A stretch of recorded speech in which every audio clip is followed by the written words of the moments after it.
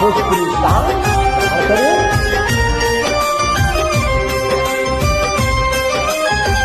अमृत के धार के हूँ कितनो पिलाई एगो माई बिना। अमृत के धार के हूँ कितनो पिलाई एगो माई बिना। कैसे करे देवा जुड़ाई भाई एगो माई बिना। कैसे करे देवा जुड़ाई भाई एगो माई बिना।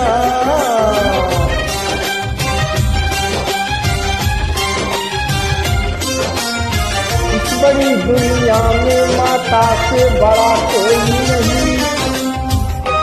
सैकड़ों आई मुसीबत ना मगर कोई नहीं।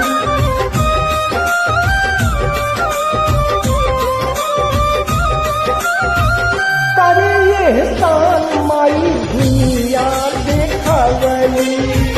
बोले बतिया वे और चले भी दिखा गई।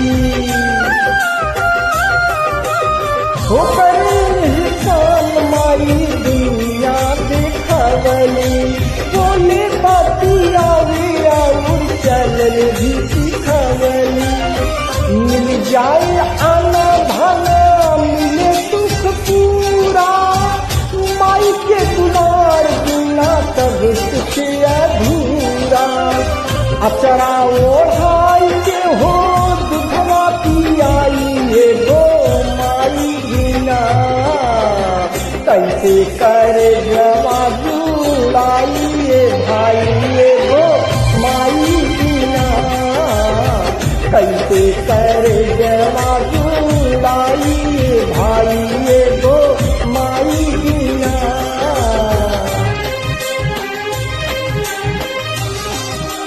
ओ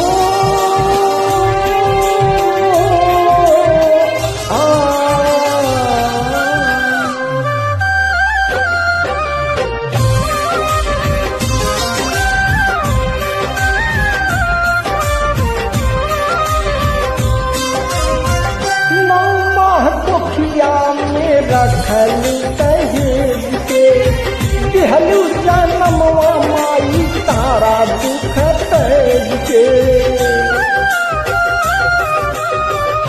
नौमा पोखिया में रखल दहेज के दिहलू जन्मवा माई तारा दुख तेज के। कैसे किनाई तोहर कितना उपकार बा। रोवा रोवा माई हो तो हार कलदार करके जीवतिया मरिया बढ़ाई एगो माई बिना।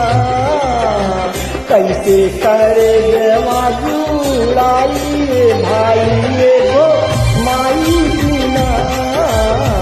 कैसे करे देवा जुड़ाई भाई एगो माई बिना।